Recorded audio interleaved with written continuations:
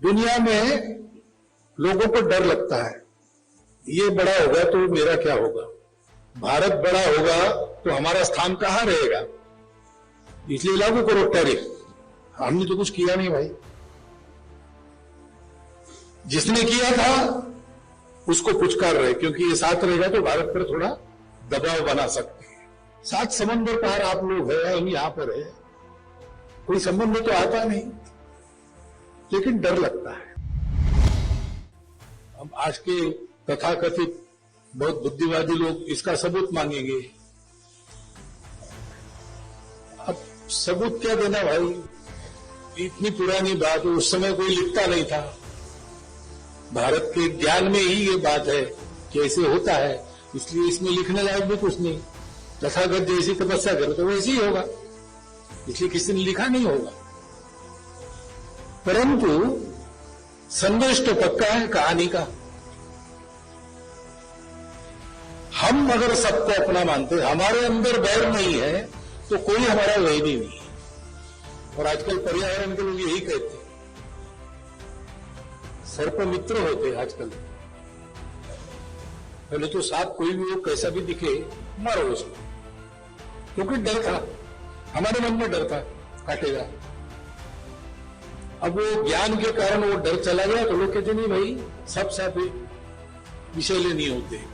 और विषैले सांप भी इसलिए काटते हैं कि आप कुछ करते हो, उनकी जगह पर आप जाते हो, उनको जितने अंतर पर रखना चाहिए नहीं रखते, उनका एक रेंज होता है, उसके अंदर मत जाओ तो कुछ नहीं करेगा।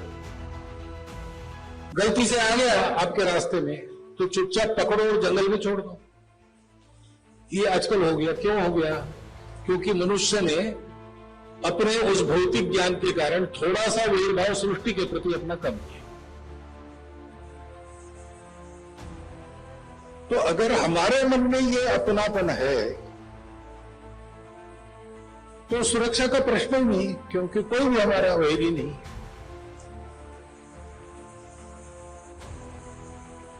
दुनिया में लोगों को डर लगता है, ये बड़ा होगा तो मेरा क्या होगा, भारत बड़ा होगा तो हमारा स्थान कहां रहेगा, इसलिए लागू करो टैरिफ। हमने तो कुछ किया नहीं भाई, जिसने किया था उसको पुचकार रहे, क्योंकि ये साथ रहेगा तो भारत पर थोड़ा दबाव बना सकते हैं। ये क्यों है? सात समंदर पार आप लोग हैं, हम यहां पर है, कोई संबंध तो आता नहीं, लेकिन डर लगता है। मैं मेरा के चक्कर में ये सारी बातें, जब ये समझ में आता है कि मैं मेरा यानी हम हमारा है, तो वे सारी समस्याएं समाप्त हो जाती। विश्व को आज सॉल्यूशन चाहिए। उन्होंने अपनी अधूरी दृष्टि के आधार पर बहुत प्रयास किए, हल निकालने का प्रयास किया, नहीं मिला, क्योंकि मिलना संभव नहीं। आपको शरीर है तो आपके पास मैंपन है, क्योंकि मैं हूं ऐसा हमको लगता है। अब मैं आंखें देखता हूं, मैं हूं यानी क्या हूं, तो दर्पण में जाके देखता हूं तो ये हाड मांस का बना शरीर है, उसके कपड़े हैं, अच्छी अच्छी बातें मेरे बारे में कही गई, लेकिन वो भी परिस्थिति है ना। संघ ने इस समय मुझे सरसंघ चालक बनाया है, इसलिए आपको ऐसा लगता है। किसी दूसरे को बनाते तो उसके बारे में आपको यही लगता है। ये भी सत्य नहीं है, ये भी बदलता है। असली मैं क्या हूं, इसको जब तक आदमी जानता नहीं तब तक उसकी समस्याएं समाप्त होती। इसको जब तक राष्ट्र जानते नहीं तब तक उनकी समस्याएं समाप्त होती। हमारे देश में हम लोग आज भी, हमको ये पता हो न हो, यहां जो नहीं है, जो न ब्रह्मा कुमारी के संबंध में है, जो न संघ के संबंध में, ऐसे भी जो लोग हैं वो भी है। जाने अनजाने चाहे अनचाहे थोड़ा ऐसा सोचते हैं कि वास्तव में मैं क्या हूं, तो थोड़ा ये विचार रहता है मन में कि अरे ये शरीर रहा नहीं रहा तो क्या है, शरीर के परे जो अमर अस्तित्व है वो सत्य है। इतना तत्वज्ञान वो नहीं बोलेंगे, लेकिन कभी आप रिक्शा करके चले गए, आजकल तो वो रिक्शा होती नहीं, पर ऑटो रिक्शा तो है, और पैसे दिए आपने, वापस उसके पास खुदरा नहीं है, तो आप कहते कि चलो भाई इतना बचा है तो कल ले जाना, तो वो बन जाता है सहज रूप में कि साथ जाने दो। 4 आने की तो बात है, 8 आने की बात है, पैसा तो क्या मुर्गी भी नहीं खाती, पैसा तो मुर्गी भी नहीं खाती, ये भारत में सुनाई देता है, भारत के बाहर नहीं सुनाई देता, क्योंकि हमारे पूर्वजों ने हमको ये अक्षय ज्ञान दिया है, और आज अपने आप को हम भूल गए तो भी उनकी शक्ति के कारण ये थोड़ा बीज रूप में हमने है।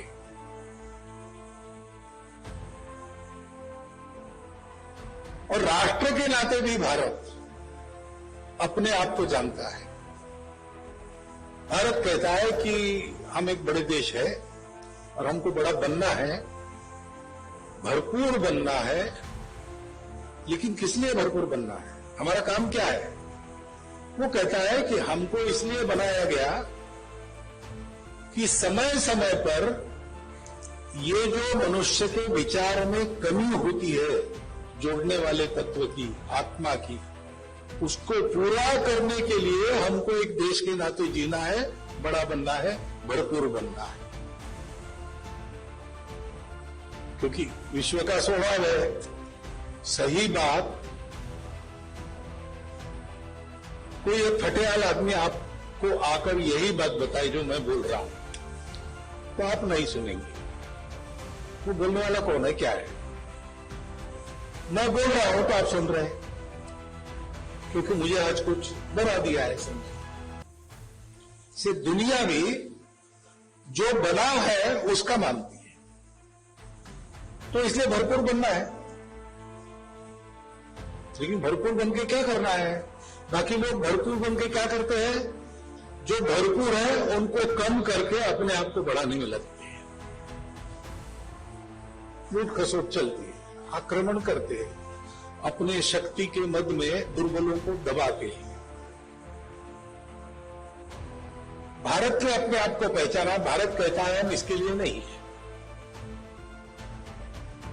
आप कभी भी देखो, प्राचीन समय तो है ही, लेकिन अपना अर्वाचीन इतिहास देखो, स्वतंत्रता प्राप्त करने वाले अपने जो सब नेतागण थे, अलग अलग विचारों के, अलग अलग विचारधाराओं के, सबने कहा है कि भारत को भरपूर बनना है, बनाना है। किस लिए बनाना है? तो सब लोगों ने यही बात की है कि भारत को सारे विश्व को राहत देनी है, और इसलिए भारत में आज भी अभाव में भी लोग सुखी रहते हैं। अभाव होना नहीं चाहिए, लेकिन अब है, अभी बदलेगा तो बदलेगा। है तो भी लोग, संतोष लोगों के पास है, सुविधा नहीं है, दुख है, कष्ट है, लेकिन दुख कष्ट में भी एक आधा माल ढोने वाला अपने उस गाड़ी को धोते धोते थोड़ा सा अवकाश मिलता है, तो नागपुर में आपने दृश्य देखा होगा कि जहां अच्छे घने वृक्ष है रास्तों पर, उसकी छाया में अपना ठेला रखकर उस पर सो जाता है आराम से। करोड़ों कमाने वाले भी अन्य देशों में नींद की गोलियां लिए बिना सो नहीं सकते। तो एक संतोष धन हमारे पास उसके कारण है क्योंकि हमारे पास ये अपनापन है। अयम निज परो वेति गणनाम लघुचेतसाम उदार चरिता नाम तो वसुधैव कुटुंबकम, क्योंकि हमको ये कनेक्शन पता है। लेकिन जैसा मैंने कहा कि थोड़ा सा है, सूक्ष्म है, अंदर है, कभी कभी प्रकट होता है, इसे काम नहीं चलेगा। वो सदैव पूर्ण रूप से प्रकाशित होना चाहिए, हमारे कृति से दिखना चाहिए। दीदी ने कहा भारत को बनना नहीं है, भारत पहले से बना है। भारत को भरपूर होना, भारत पहले से भरपूर है। बात यही है, भारत सब कुछ है, भारतवासियों को होना है। और इसलिए भारतवासियों में इस प्रकार का ज्ञान जगाने वाले समय समय पर होते चले आ रहे हैं, क्योंकि उनको भारत से ये काम कराना है। ये सब दुनिया को देने का इंस्ट्रूमेंट भारत है, और भारत को ठीक रखने का काम वो लोग करते हैं जो समय समय पर आते हैं। जैसे गीता के भगवान आए, जैसे शिव बाबा आए, ये हमको परंपरा मिली है और उसके द्वारा ये काम होता है। ये काम एक मनुष्य के कल्याण का काम है, अपने पूरे राष्ट्र के हित का काम है, और संपूर्ण दुनिया को सुख शांति युक्त सुंदर दुनिया बनाने वाला काम है। एक पंथ में तीन तीन काज।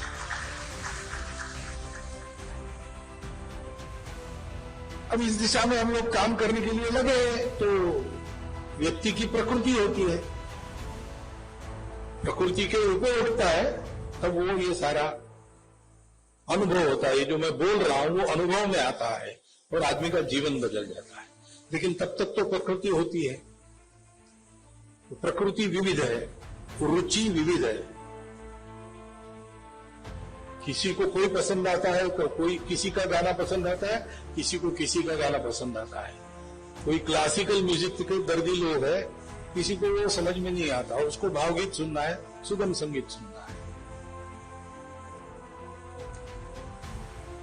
तो सब लोगों को सही रास्ते पर लाने के लिए वहां तक जाने के जो रास्ते हैं वो सबके अलग अलग हो सकते हैं। ये भी हमने माना है, क्योंकि हम जानते हैं कि एक ही तत्व सब खेल कर रहा, और इसलिए कई प्रकार से अलग अलग रूपों में, अलग अलग रंगों में, अलग अलग कार्य पद्धति कार्यक्रम लेकर ये काम करने वाले प्रवाह आज भारत में विद्यमान है। उसमें एक बहुत बड़ा प्रयास, विराट प्रयास ब्रह्मा कुमारीज का है।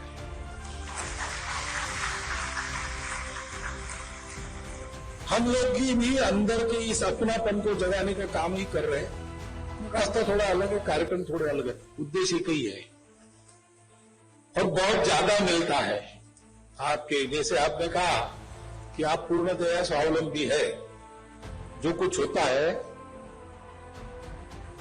उसके लिए भवन बनाने पड़ते हैं, केंद्र बनाने पड़ते हैं, सेवा करनी पड़ती है। ये सारा जो खर्चा होता है वो खर्चा किसी से मांगते नहीं, हम अपना बनाते। संघ भी ऐसे ही करता है, संघ के सहयोग संघ को चलाते। आप क्या करते हैं? आप शील जगाते हैं, चारित्र जगाते हैं। और चारित्र जगाने का आधार क्या है? बाहर की कोई बात नहीं, अंदर की बात है। अपनी अंतर यात्रा करो, शरीर मन बुद्धि के परे जाओ। संघ भी कहता है कि बनना है तो अंदर से बनना है। चारित्र्य, चारित्र के पीछे शील होता है। चारित्र यानी बाहर से जो आचरण लगता है, चरण, घूमना फिरना, करना बोलना सोचना, ये सारा दिखता है बाहर से। वो ठीक होना है तो अंदर की प्रवृत्ति ठीक होनी चाहिए। उसके लिए गहराई में अंदर उतरकर वहां से हम सब ठीक करते हैं। संघ भी यही सोचता है कि ठीक होना है तो अंदर से होना है, तभी कहां लगे।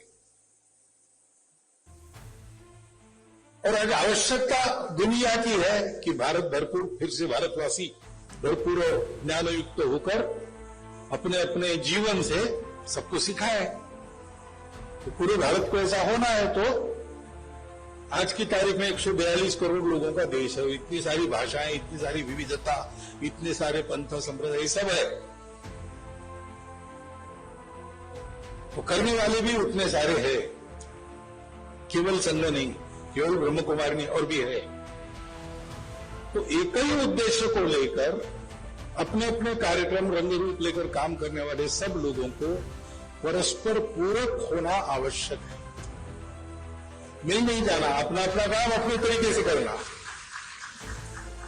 क्योंकि तरीका मूल में सबका एक ही है, अंदर को जगाओ, और जाना भी सबको एक ही है। और समाज इतना बड़ा और इतनी विभिन्न रुचियों वाला है कि एक कोई सबको नहीं पकड़ सकता।